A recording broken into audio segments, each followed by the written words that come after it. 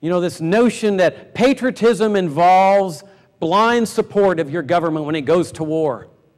And of course, we got so many wars going on: the war on drugs, the war on poverty, the war on illiteracy, the war on terrorism, the war in Iraq, war in Afghanistan, perpetual war everywhere. And you're supposed to, the statist collectivist notion of patriotism that says, by golly, you support what they're doing, you support what they're saying, you rally to the government. And those of us that said, not if your government's doing something wrong, we got hit with a cascade of accusations. You traitors. You wouldn't believe, after the invasion of Iraq, the number of emails that were flooding into our inboxes at the Future Freedom Foundation. You hate America. You hate everything this country stands for. We got to be tough. That was one of the favorite ones. We got to be tough. And every time I'd get one of those, I'd say, well, who exactly is this we? If we got to be tough, what are you doing in this country? Why are you not over there? Oh, well, I'm too old. Well, I already served my time. I got to sit back here at the home front and protect the women and the children. You know. But it was this statist collectivist notion. It was the notion of we are the government. We're all in this together. One lady told me, it was really amusing, at a speech I was giving one time, she says, thank goodness that the Bill of Rights protects us from the terrorists. And she was referring to Al-Qaeda. And I said to her, I said, ma'am, the Bill of Rights protects us from what is the biggest threat to our freedom. And that's the federal government. And she was just shocked.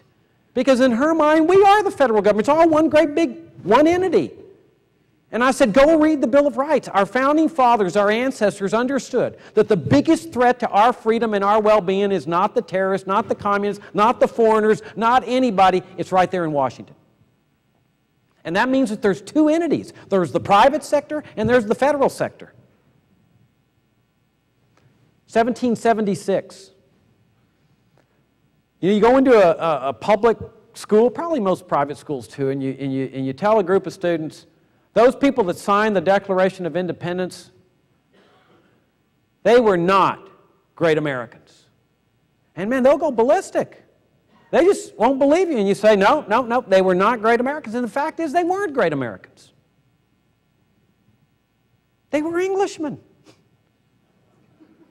They were as English citizens as you are and are Americans. If they had passports at the time, they'd be carrying a British passport.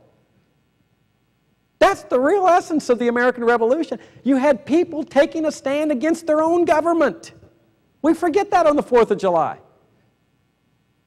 Because their government was in the wrong. And the reason we consider them patriots is because they had the courage to take a stand against the wrongdoing of their own government.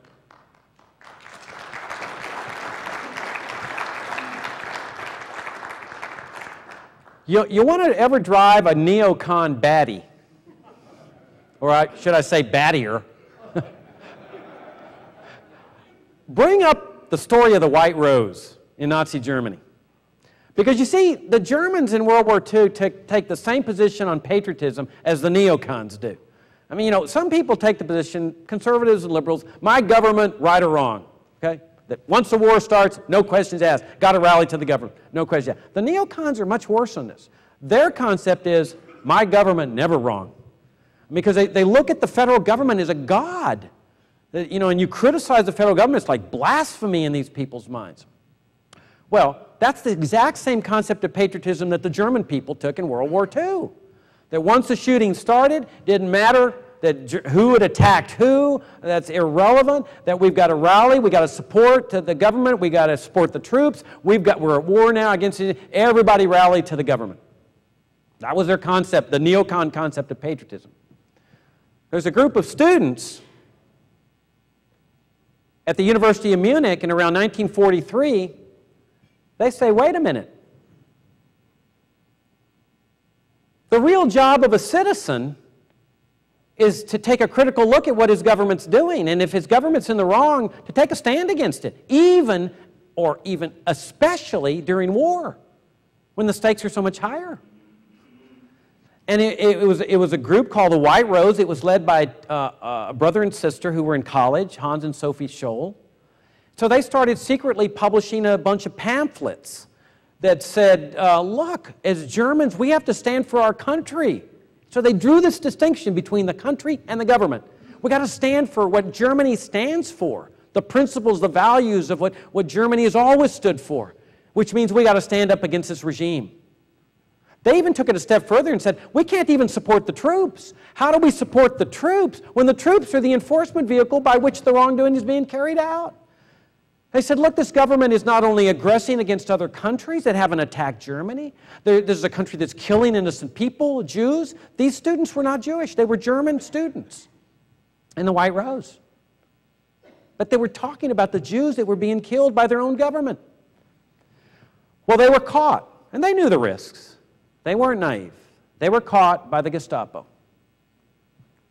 And they were brought to trial very quickly in a secret tribunal.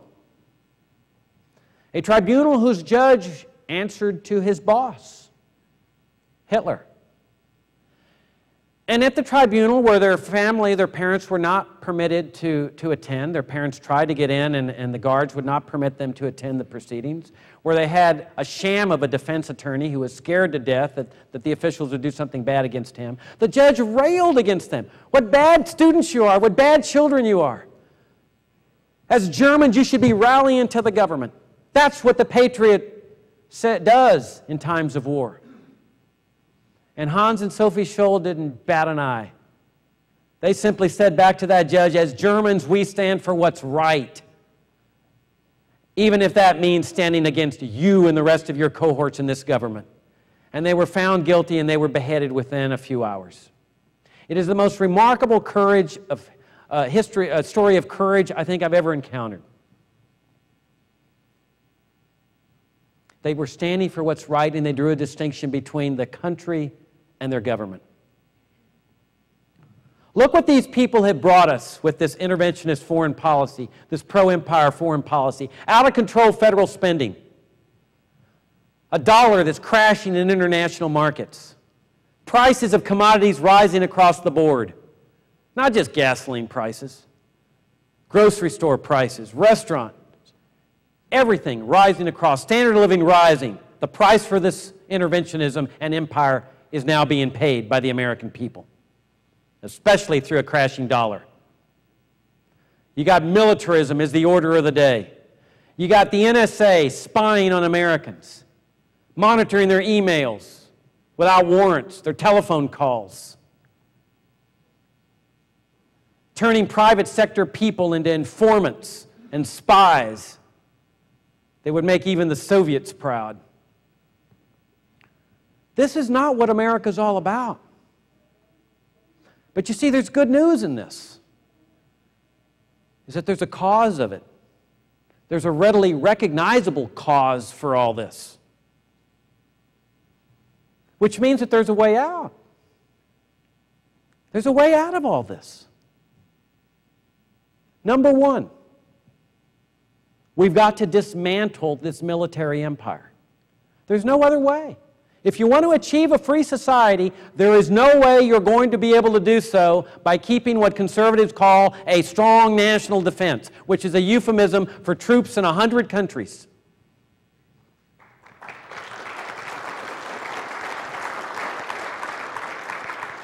Those libertarians that are out funding libertarian groups and saying, I'm battling for freedom, that are at the same time supporting all this war on terrorism and this interventionism, they're wasting their time. Because there's no way. Because you see, here's the scam. It's one of the greatest scams in history. You have all this interventionism overseas, embargoes, sanctions, invasions. You see, when they said 9/11 changed the world, 9/11 changed the world. Are you kidding me? It didn't change anything. It simply continued the same foreign policy that had been going on before. U.S. officials says, wow, the sanctions didn't get rid of Saddam. But now that people are so scared whenever we mention the words, the terrorists, we can do anything we want. So they invade Iraq to accomplish what the sanctions did not accomplish. They oust him from power. Their hope was to put in a puppet. And of course, it's boomeranged because what happened was they got an extremist Islamic regime that has already aligned itself with Iran.